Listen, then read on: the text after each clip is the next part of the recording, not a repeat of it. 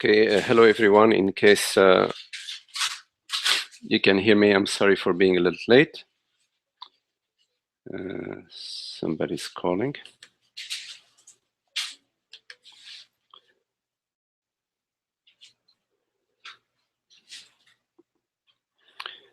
Okay, Linda.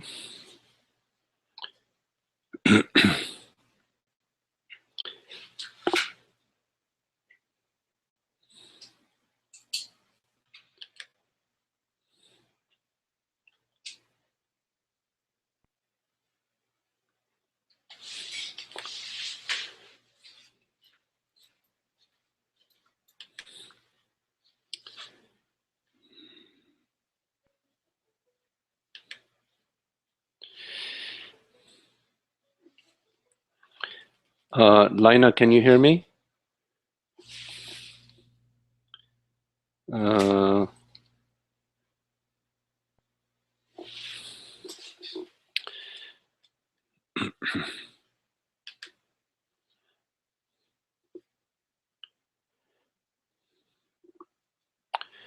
Okay.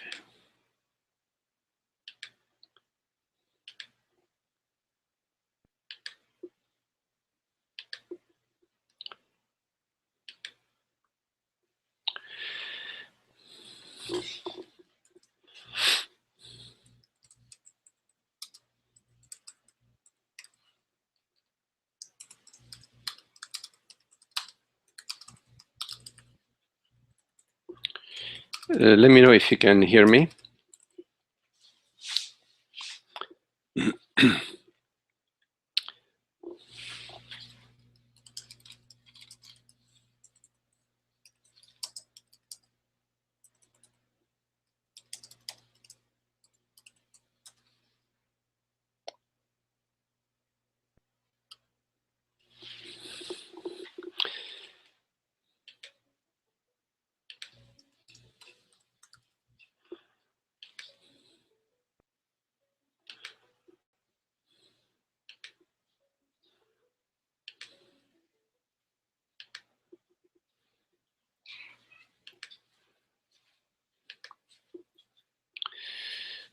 Okay.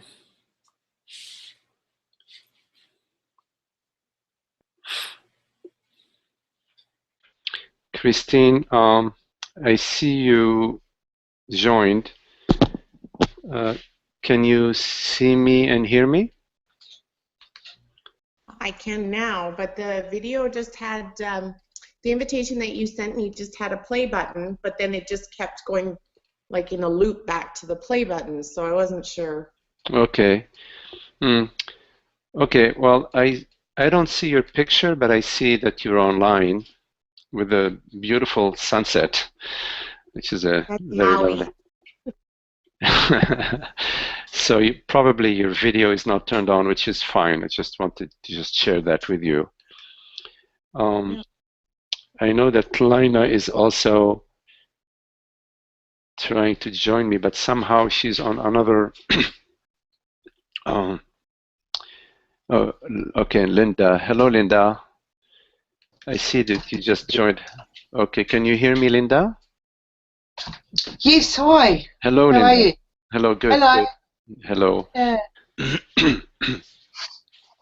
Hello. So, trying to figure out how to contact Lina to just let her know that we're on. Okay.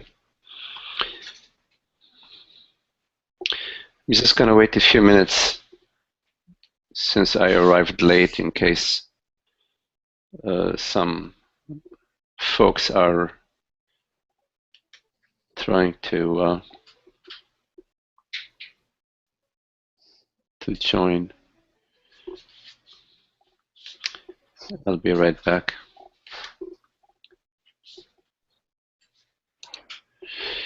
Okay, how do you do that?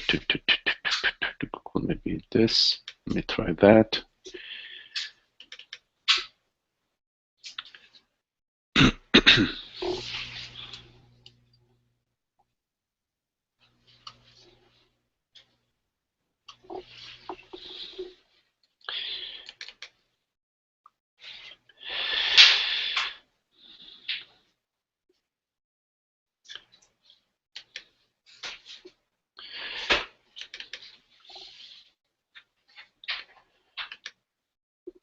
Okay. Let me see. Whoops. What did I do? Let me close this.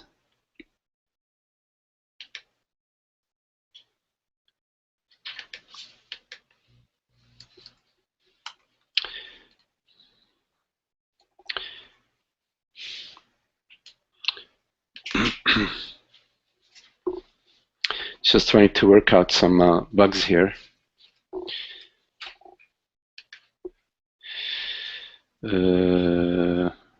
Christine, okay.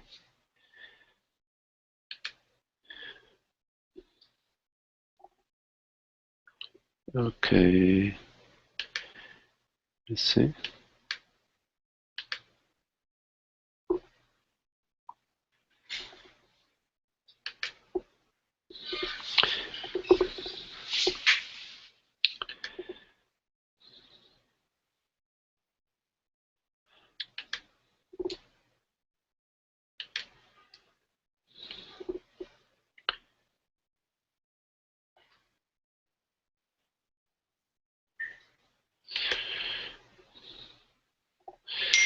Okay.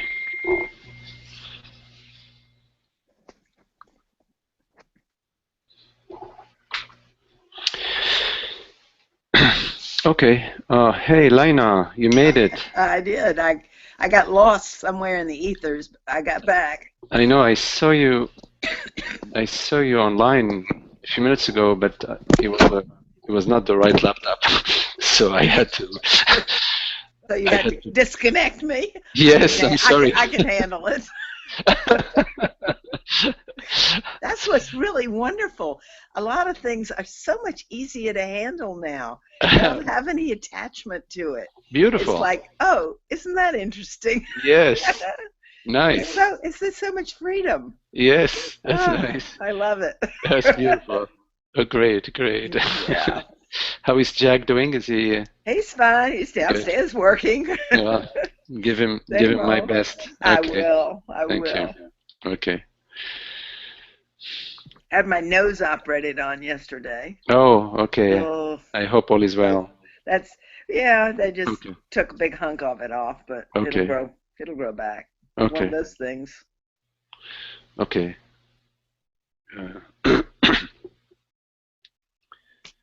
Yeah, we can talk about that later because my brother Sammy I know. does this sort of work. He's a surgeon.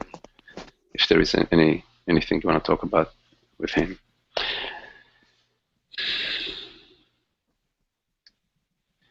Okay, so if there are, of course, any questions that you want to ask, anything that you want to look into.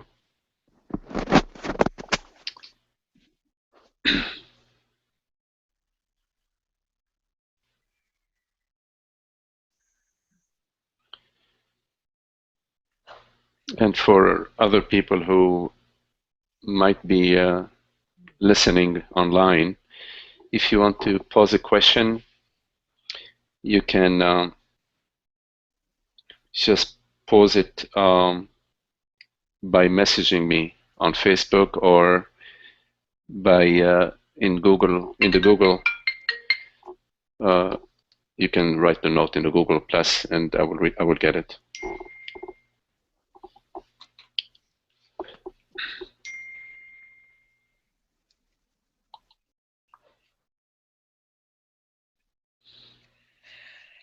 Just an observation, not a question.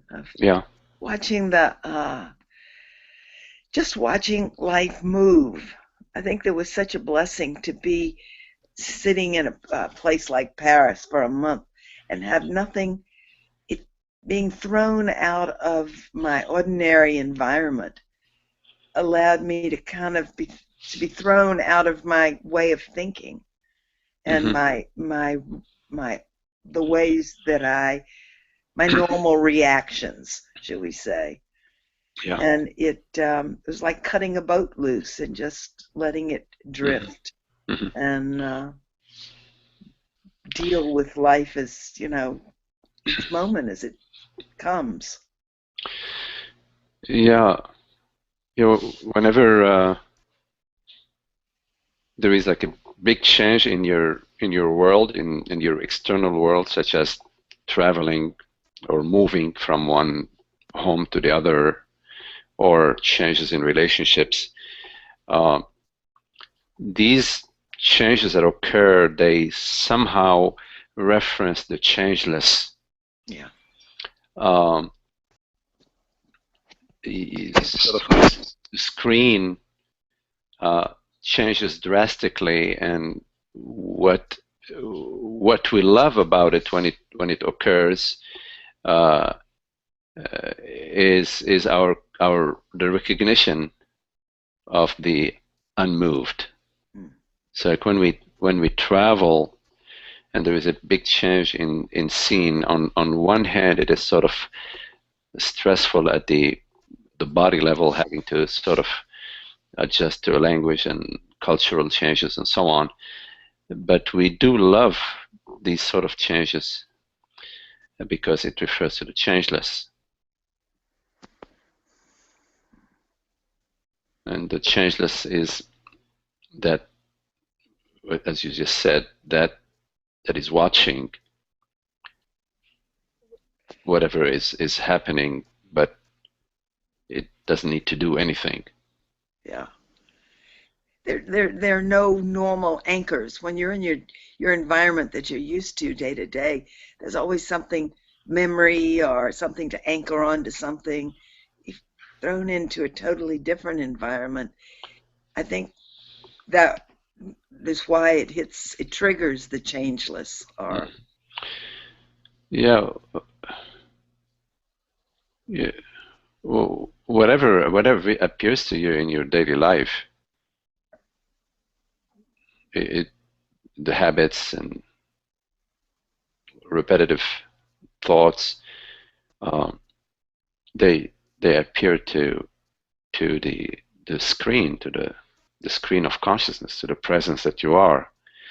So at some point, irrespective of whether you are traveling or not, irrespective of whatever is happening in your life, there is the repetition, meaning the images on the screen that keep repeating themselves, cease to be what you notice, and instead you recognize the presence. You're more sort of vibrating with the presence rather than with what's happening on the screen. And usually what happens on the screen is that is unhappy, is the me, I am living the same repetitive life, I am living a boring life. There is an I and me conversation, and this me conversation is extra. You don't need it. You could just enjoy the presence, be the presence, celebrate the presence moment by moment. And there is complete beauty in presence. Beauty is not in the object. Beauty is not in Paris or in any geographical location or in any relationship.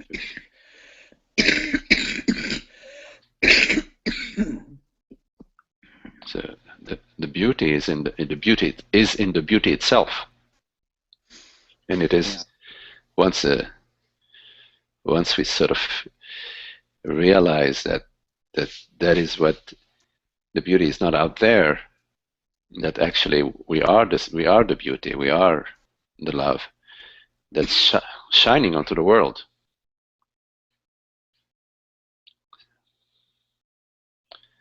So it ceases to be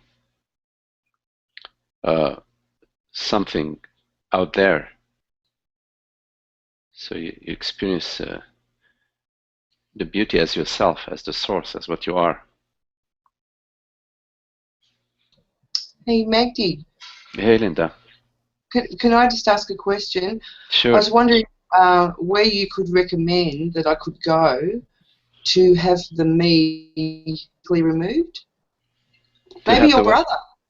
To have the me surgically removed. Maybe your brother, who's a surgeon, could surgically remove it. To have the separate self surgically removed. How do you surgically remove a dream? If you are dreaming of a pink elephant, how do you surgically remove the pink elephant? Yeah, you wake up from the dream. That's the only way. Yeah. That's an interesting question, because there is the belief that if the body would stop, if the body would die, if the body would cease functioning as a body, as an organism, that ignorance will stop, will cease. So the assumption in that is that it is the body that is aware, or that it is the body that is ignorant, but it's not. The body is just an instrument. It's just a function. It has functions. It serves to, perceive and sense and enjoy and celebrate. It is an instrument for a celebration. So it's not what is conscious. It's not the body that is conscious. If it was the body that was conscious, then yeah, we could go into the body and sort of, fix the body in a way that we can get rid of ignorance, meaning the me identity. Yeah. But the body is just an instrument, and mainly what we know of the body is the bodily sensations. That's the bulk of our bodily experience, is bodily sensations. And bodily sensations, then neither are they ignorant nor are they wise. They're just events.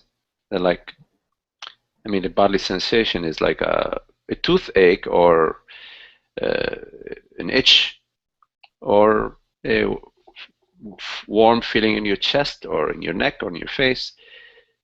This is how we know the body. We know the body as bodily sensation. So the body would be neutral, really, and it's just our interpretations on top of that seem to give it some meaning that it hasn't got. Yes. It's just a neutral instrument. Yes, it is. Yeah. It is neutral. It's the mind. It's the consciousness that directs it. When we identify with the body, then the impression is that not just that there is a certain feeling or bodily sensations in the knee or in your chest or in your head, but the impression is that it's happening to me. In other words, the impression is that I am experiencing, I am aging, I am hurting, I as consciousness. In fact, you're not hurting. When you have a headache, you're not hurting. You're experiencing a well, in the case of a toothache, for example, an intense neutral sensation. It is neutral, but it has a high intensity. It has a peak. It's a wave. It's just a large wave, and but you're witnessing of the bodily sensation is from a neutral place, but you lose the neutrality when you're identified with your body. And the identification with the body is very common. It's the root cause of suffering. Yeah, that's what I'm finding. The identification with the body, and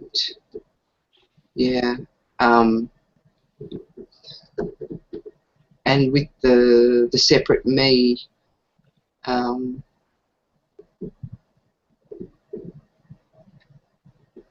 Well, it's the identification is with the body is basically the separate self is made out of this identification. There is no, you cannot identify with a separate you because there is no separate you.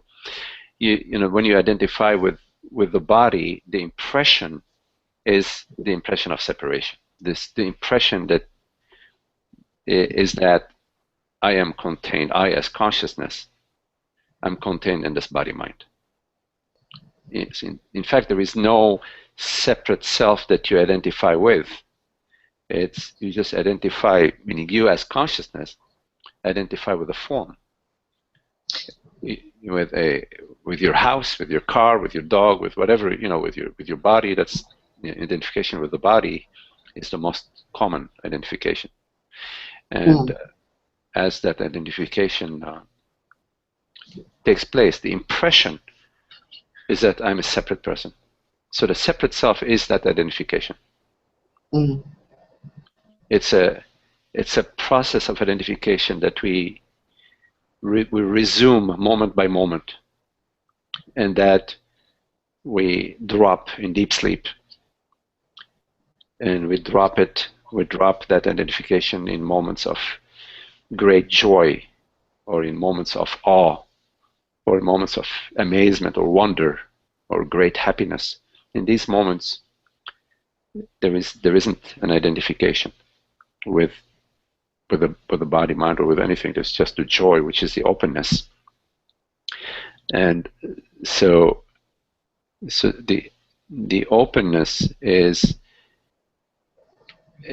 it's like, it's not a result of any thinking. It's not the result of the mind.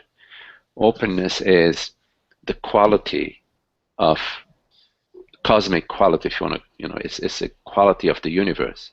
The universe is this openness. The cosmos is this openness. Is the openness, and more correctly, it's consciousness that is the openness.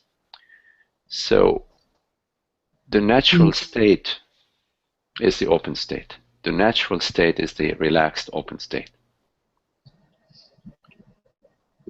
It requires no effort. What requires effort is to maintain Linda, or maintain Magdi, or maintain the person. That's what takes effort. That's what requires effort.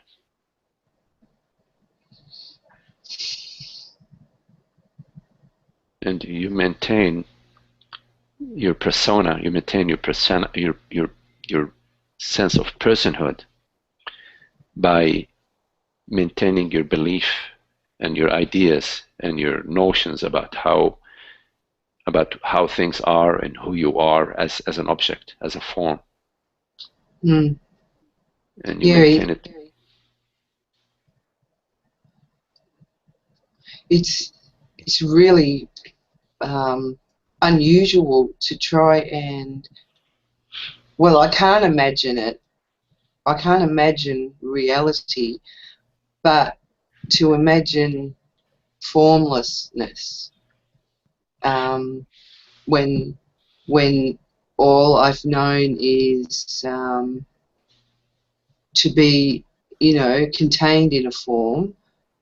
And I used to be very frightened of formlessness, because I would think of ghosts and being disembodied, and I used to have really bad panic attacks, really, really bad, where I used to feel like I wasn't, I felt like I was disembodied, but not in a good way, not in a good way of being, I am just everything, in a way that I felt like I wasn't anchored in safety in a little, I just felt like I was just disappearing. That's a funny thing about panic attacks. A lot of people have them. Sometimes I wonder whether the panic attacks were like a glimpse of the formlessness, but I was just so terrified. Well, Well, you can't perceive or imagine what we refer to as the formlessness, meaning it's consciousness. You can't, because it's not an object. It's not something that you can imagine or something that you can perceive. yeah. And the panic, the sense of tightness and the panic that comes with tremendous fear is the result of this habitual tendency to identify with the body-mind. So the way your path to consciousness is not via any mental activity. It's not via any mind activity, such as imagining formlessness or imagining consciousness or trying to conceive consciousness in some way or the other. Rather, it is in noticing the deep sorrow that accompanies the identification with the body-mind, the deep habitual tendencies that the mind has to define you moment by moment as a woman, as a man, as a husband, as a wife, as a mother, as a father, as an object in time and space. As long as you are an object in time and space, you are in suffering because of the separation that occurs in being an object. An object exists in relation to other objects. So as soon as there is a you, there is an external world and external others, and therefore there is a contraction, a sense of limitation, and a maneuvering. Then the mind starts attempting to maneuver its way in the world of forms.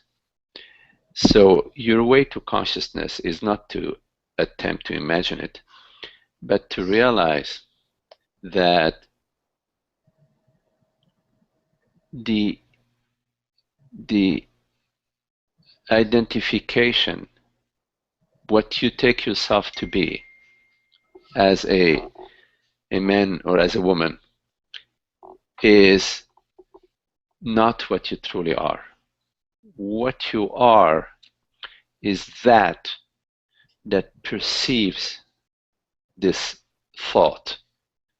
You are that perceives the sensation, the me sensation, that perceives the feeling. That you are the screen of consciousness and not the images that appear on the screen.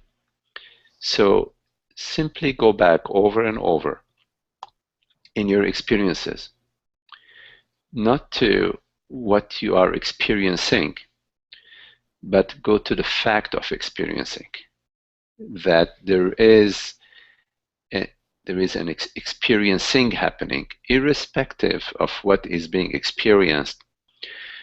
Notice that the experiencing is non-local. It is not contained. It has no dimensions. The perception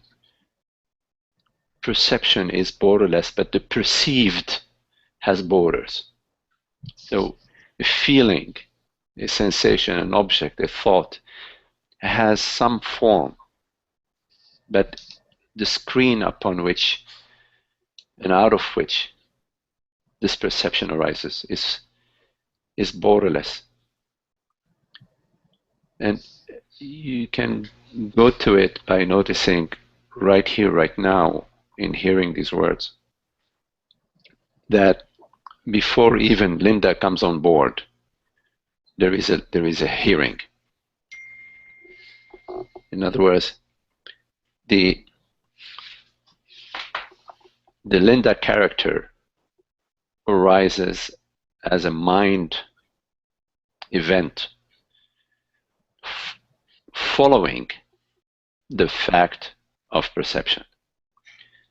So when you look at a tree, before even you say that I'm looking at a tree, there is an experience that is wordless, that is not a mind experience, which is experience of consciousness perceiving itself, knowing itself as a tree, or knowing itself as this perception right now.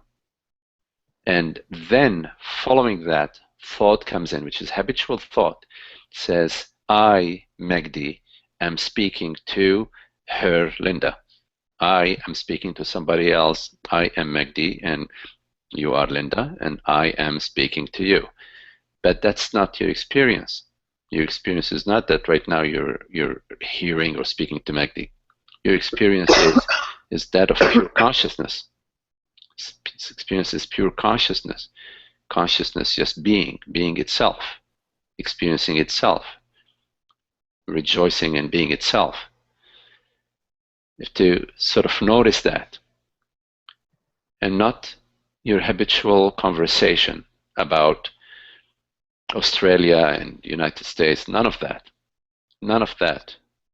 None of that is happening right now. That is all mentation. It's labeling. Names and forms are the mind. Names and forms are the mind.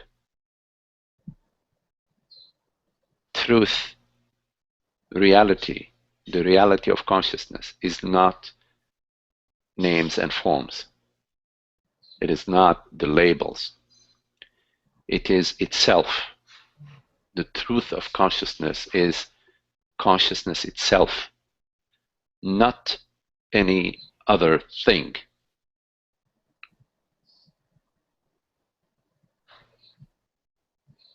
Your reality, your truth, is yourself. I don't mean yourself as a body or as a woman or a man or whatever, mother or sister, cousin. No. The reality of you as consciousness is yourself, yourself as consciousness. That is your reality. You are that reality. Your reality is not confirmed by being a woman or by being young or aging or blonde or whatever. That is not what confirms your reality. What confirms your reality, meaning the reality of consciousness, is consciousness itself. You follow? Yeah. So the panic, there is a fear and all sorts of emotions that arise whenever habitually you revert to being a form, a body mind. No matter how beautiful, how wealthy, how healthy, no matter what defines you, as long as you are defined as a form, you are on the roller coaster ride. And that's not happy. A roller coaster ride is not happy. Happiness is peace, beauty, equanimity, stillness, freedom.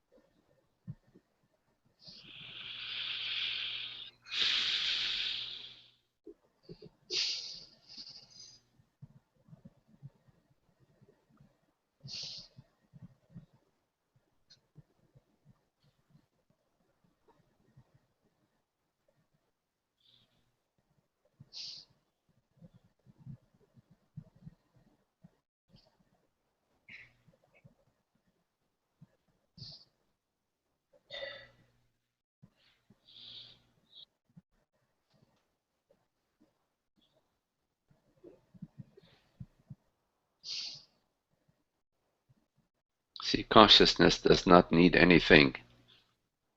It is wholeness itself. It is full and complete in itself, within itself. From consciousness point of view, there are no things. Everything is consciousness. Everything is I. I am. I am the substance of everything. I lack nothing, seek nothing,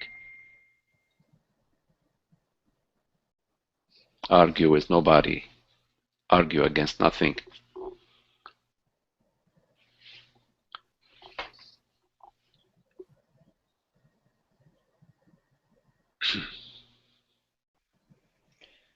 Magdi? Yes. Why do we go back into the separate self? What draws us back into the body? Or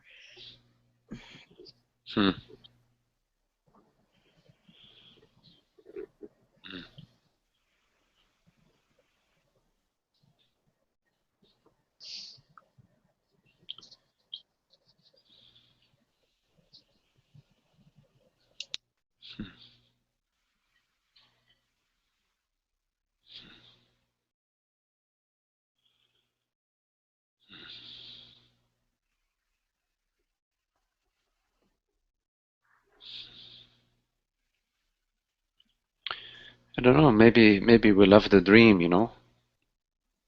Maybe we love the juices that, you know, the acid reflux. Because then we can go take some Tums, right? well, passion's a wonderful thing. Right, exactly. It's like the reconciliation after a good fight, you know? Yeah. Oh, how sweet the reconciliation is. How beautiful. When is the next fight again? But you know, Lina, your question assumes that I am a person, that I am a body-mind. There is that assumption in the question, you know, why do I? Well, I know that the use of I was not right. I heard it when I said it. So yeah, I as consciousness, I don't move. Where would I go? I am everything and everyone. So at the feeling level, at the sensation level, at the physiological level, even when we have come to an understanding that I am that perceives all perceptions, that I am the consciousness that knows, that is the knowingness of all experiences. Even though we can come to that understanding, to that clarity, it takes a while for that clarity to settle at the body level, at the feeling level. Okay. You know, there are tendencies, habitual tendencies in the body to feel, to emote, to react in certain ways to certain situations. Like, as I often use the example of being cut off in traffic. There isn't even a moment of reflection we feel, the body feels. There is a sensation in the body of being indignant or upsetness that is triggered immediately. So there is the post-understanding phase of releasing, of allowing these bodily sensations to arise, because the world is going to, the universe will create situations where it will trigger, you know, these emotions out of your body, these feelings, these vasanas out of your body. It could be in relationship with your husband or with your family or with some expectations you have from your gardener, whatever, you don't know. But there will be situations where this, what we refer to as a separate self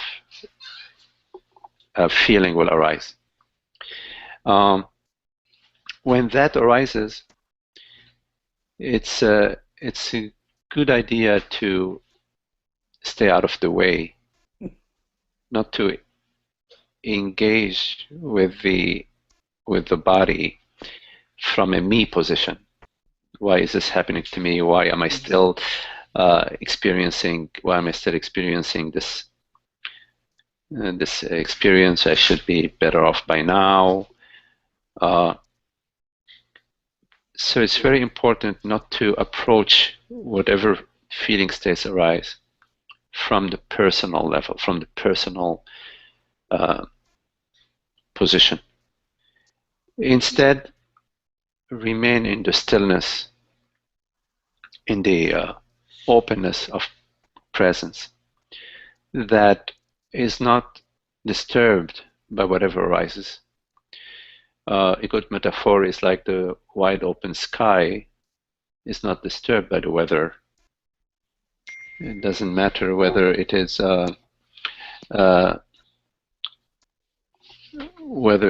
sunny day or a rainy, stormy day. It does not matter.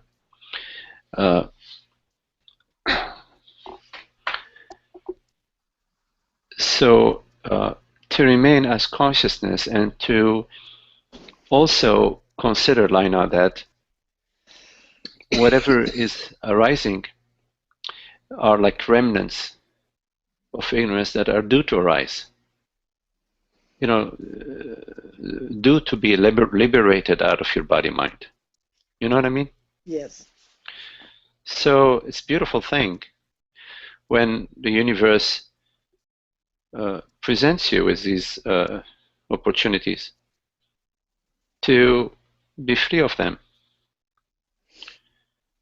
because that's how they're released, not by remaining hidden, but by coming into the light and to be revealed that they were all the old ghosts and that they're innocuous. No big deal. Somebody cut me off in traffic. Okay, who knows? Maybe they have a situation. Maybe they bad driver. Maybe they're in a hurry. Maybe they're in their own. I gotta get there. I gotta get there. So what? Or something happens in your relationship that you approach that with the openness, with the love, with the that whatever this other person is yourself. It's yourself. It's that same consciousness that is appearing as that is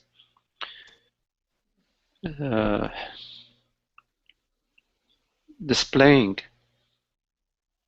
itself as that. So it's not a you and a me, or a me and somebody else. It's all consciousness. So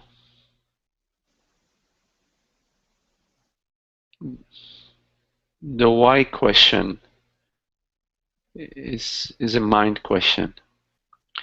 But how to be with what arises is to be openly, to be in the openness with whatever arises. Because there is great freedom and beauty in openness. Love is openness, humor, joy, beauty. It's all stillness and openness, borderless, a borderless way.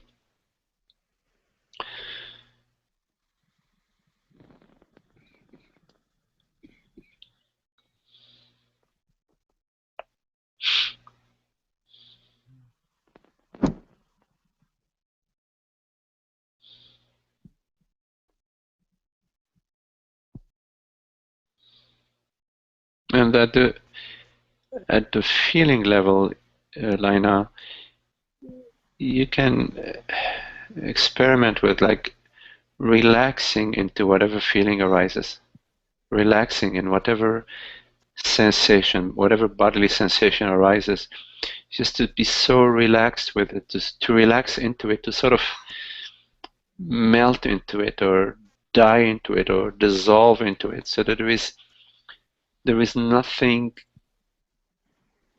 that is held back from whatever is being felt. And that requires for you to be totally willing and available and trusting and loving and nothing being held back.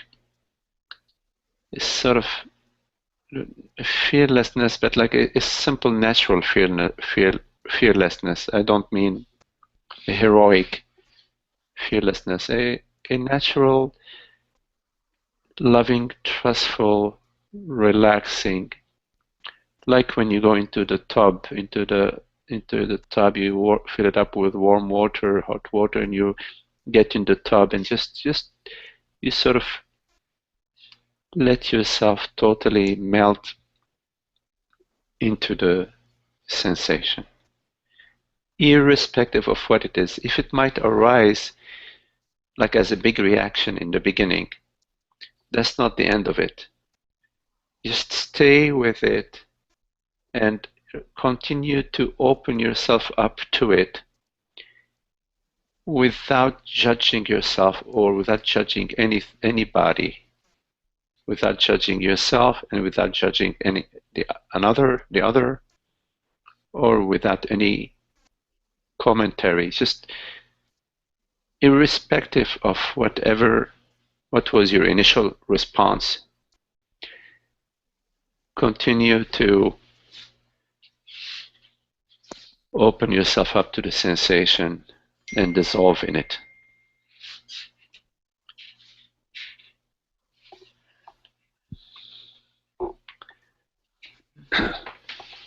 Magdi? Oh, one moment, Linda. Just sure. one moment, if you don't mind.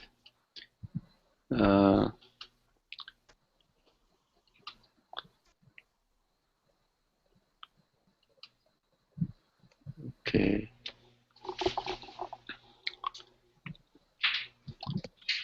Okay. Good.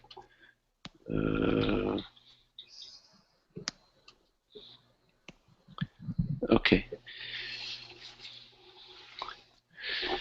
Yes, yes, Linda. Well, I went outside and I had a coffee and a cigarette, Mm-hmm. and I'm thinking, you shouldn't be out here smoking. You should be in there in the hangout. And then I thought, oh, this doesn't feel good. So I looked at the. I tried to go to the one that was experiencing it. The Mm-hmm. consciousness that was experiencing all that. And is that supposed to feel good? I suppose I just wanted to feel happy. I wanted to feel good, Mm-hmm. and I went back to see what was looking at it all. All the judgment and a bit of self-hatred, and I went back to try and look at that. Am I supposed to feel good? Mm-hmm. I go back to that. I don't know. Yeah. Yeah. So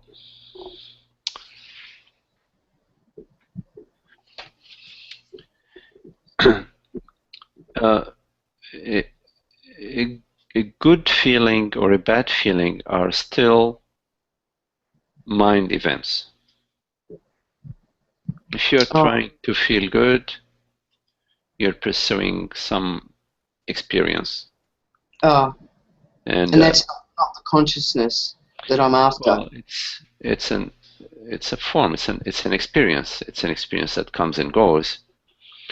And there are some people who are self-hating and they like to feel bad and they pursue feeling bad, which is the same. It's a pursuit of a mind experience.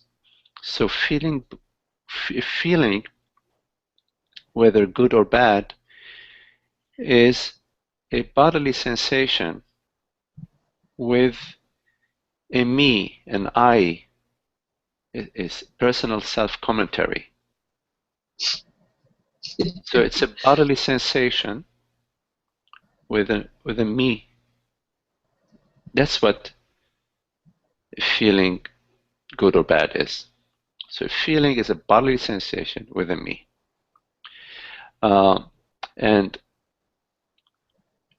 consciousness is not something that you perceive, such as a bodily sensation. Bodily sensation, you can perceive it. You can, for example, when you're feeling good, for example, Linda, you can try to locate where is that feeling good. It could be throughout your entire body. It could be maybe more located in your chest or your face or your heart area, whatever. There is a physiological quality to a bodily sensation, a feeling, good or bad. And when you're feeling bad, you could locate where that bad feeling is. Actually, that's an interesting exercise to do, Linda, because as you're doing this exercise, you will start to notice that a feeling is actually an experience, a form that arises in the body and the body-mind, because there is a me quality to it. And it's not truly what you are. You know, we have a tendency to be so associated with a feeling, so identified with the feeling that we believe that a feeling saves us, or a feeling will make us, I don't know, will make us happy. But a feeling, whether good or bad, is an event. In other words, it comes and goes. Maybe you meet somebody nice and you feel really good, and after a while things change, or you have a good opportunity at work, and you're really happy, you feel good, and then you find it turns out to be not so good. Maybe the hours are no good, or the boss, the new department where you're working is not treating you the way you would have loved. To make a long story short, a feeling, whether good or bad, has a time and space dimension. It's a mind event. Consciousness is not like that. Consciousness is that to which all mind events appear, but it does not appear. So consciousness is the substance of all what appears, but it is not a form that appears. So when you focus on a certain feeling, you have divided yourself, Linda, and you're no longer open to God. You're no longer open to the universe. You're no longer open to consciousness. You are setting your own conditions. And I know it's a familiar thing we do, and it's celebrated in our society. Oh, you're feeling good. Oh, how I'm so happy for you. And so there is a common planetary ignorance that pursues good feelings and as a result avoids bad feelings and divides itself into happiness and unhappiness. The happiness that I'm talking about is not divided in happiness and unhappiness, Linda. It's not an experience. It is that experience is. It is presence. So don't try to imagine it or visualize it as a feeling, or don't try to give it qualities and mind qualities. Don't. I mean, I use words to talk about consciousness, but the words refer to an experience that is not a mind experience. So when I talk about peace, I'm not talking about a mind experience. I'm talking about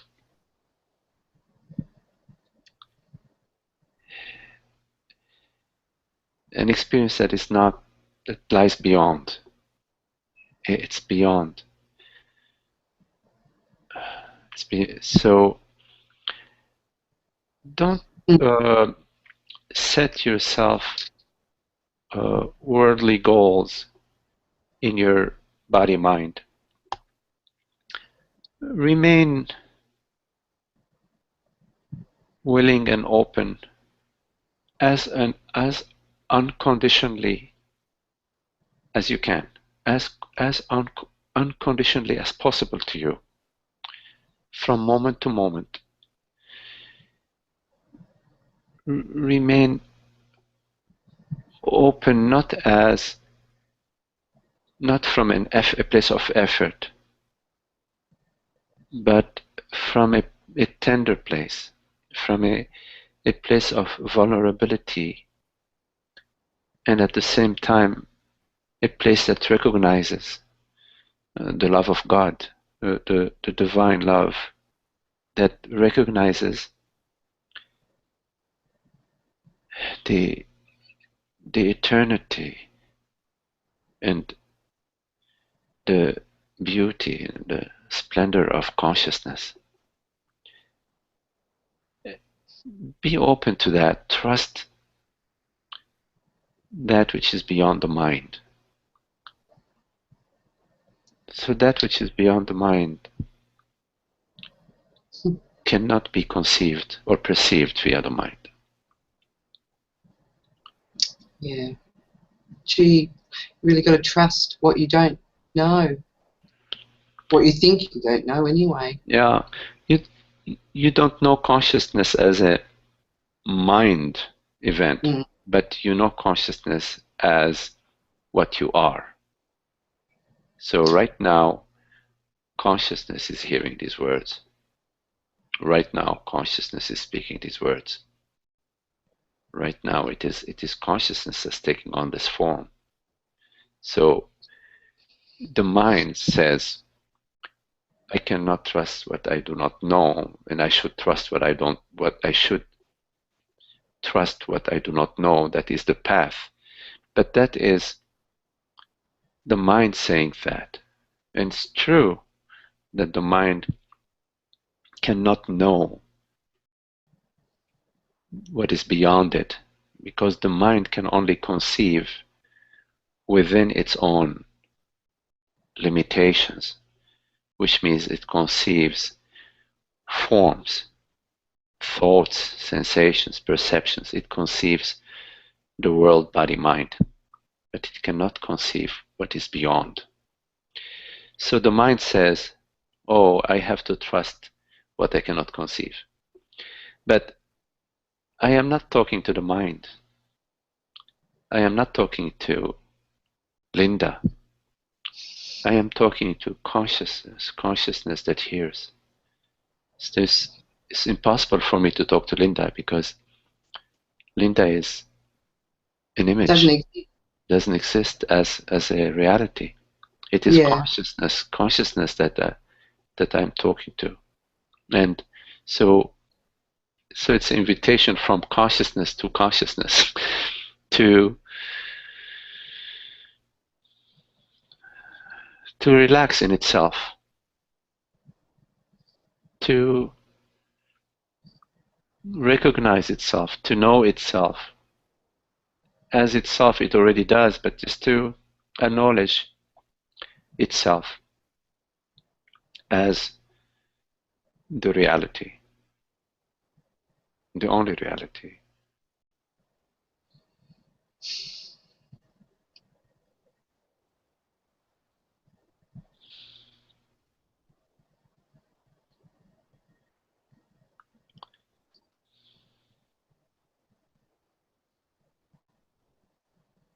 Thank you so much, Magdi. I certainly do hope my consciousness is accepting your invitation from your consciousness right now. Sounds good to me. That's great. Okay.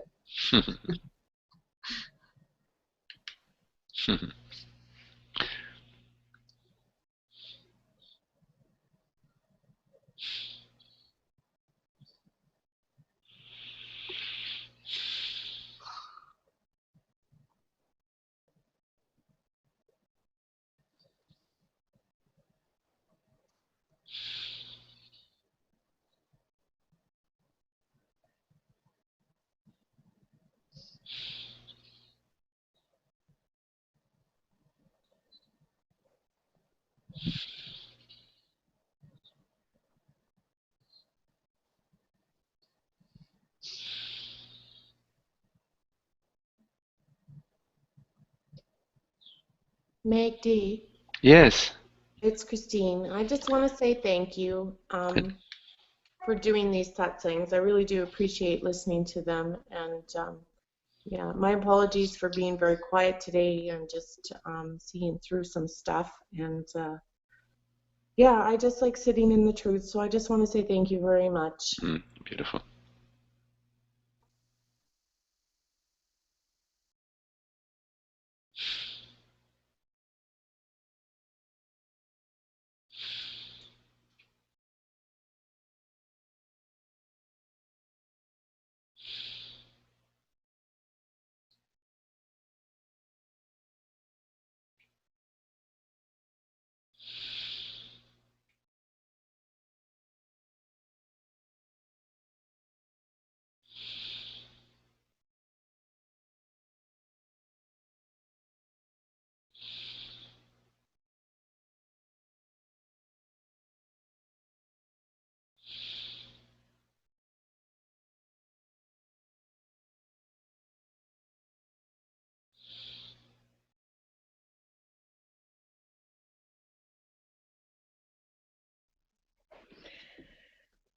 Magdi, Yes, Lena. I heard you so deeply tonight. I was so sorry that I missed Sunday, and it was I got so sick when I came back, and I think that being sick didn't allow me to attach back onto the familiar, if you know what I mean. Yeah. And it was perfect that I was too sick to come Sunday, and to hear what I heard today in just acceptance and being able to go with what is and let it flow. It is beautiful. Yeah. And the moments of freedom are so exquisite. Yeah. As I was saying previously, Lena, the surrender, or the openness rather than the surrender. Yeah, openness. The openness is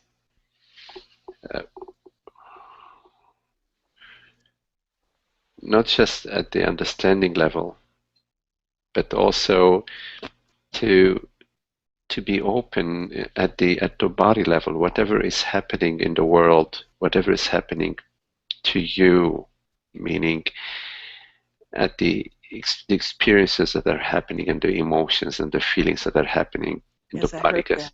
Yes. the body is very has a sensitivity to it. It's a beautiful, beautiful instrument, and it's so close. It's a sort of closer to consciousness than thoughts that come and go. And so when we have those emotions, those feelings that happen in our life, it's a tremendous opportunity. Yeah. Rather than perceiving them as unfortunate incidents that are happening to us, to approach them with the openness, to approach your body, mind, your body, the sensations at your body level, whatever is happening in your heart, in your chest, in your belly, in your brain, in your mind, in your neck, to feel it, experience it, allow it to reveal itself, to be itself fully, to be fully itself without any arguments from the mind, without any arguments from the mind. And it's so lovely because it will reveal what it actually is, which is the exquisite beauty of consciousness. Is contained in those experiences, in the body mind. No, that's wonderful. So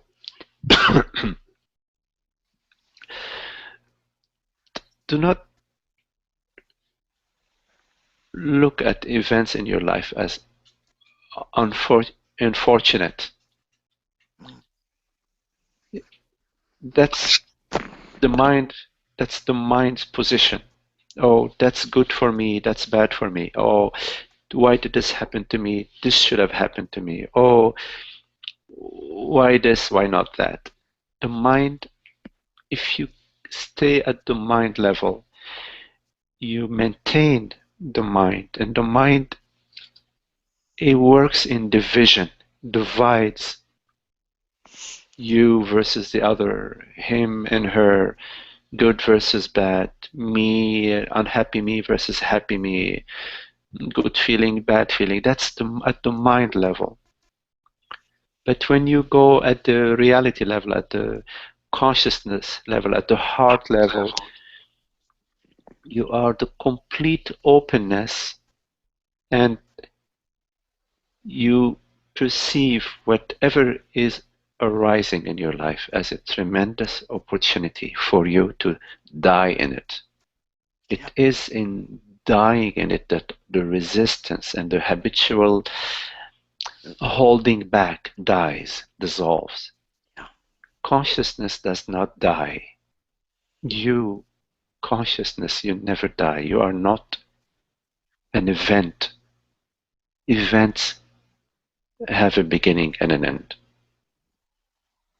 Sensations, thoughts, bodies, trees have a beginning and an end.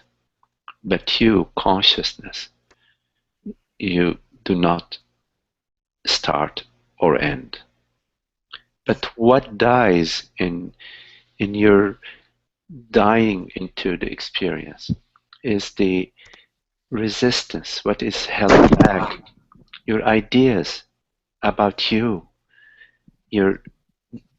this me thing that's being held back, that can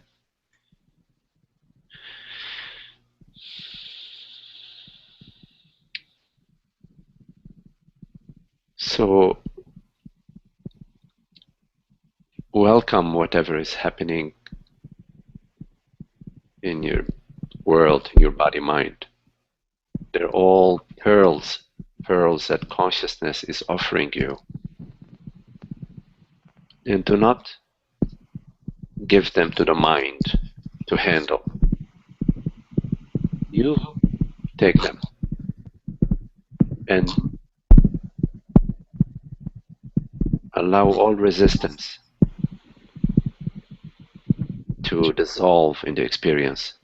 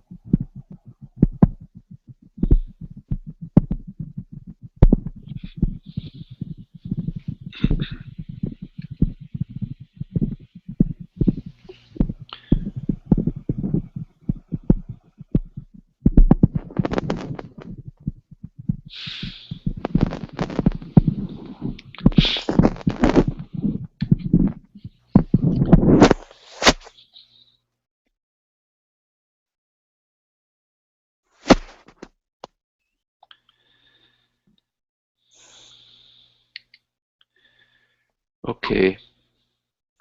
Thank you, Magdi. Thank you for your lovely company. Yes, thank you. Thank you. Okay. Thank you, Magdi. Okay. Thanks, everyone. Welcome. We'll see you soon. Bye. See you soon. Take care. See you soon. Bye-bye. Bye. Bye, Linda. Bye, Lina.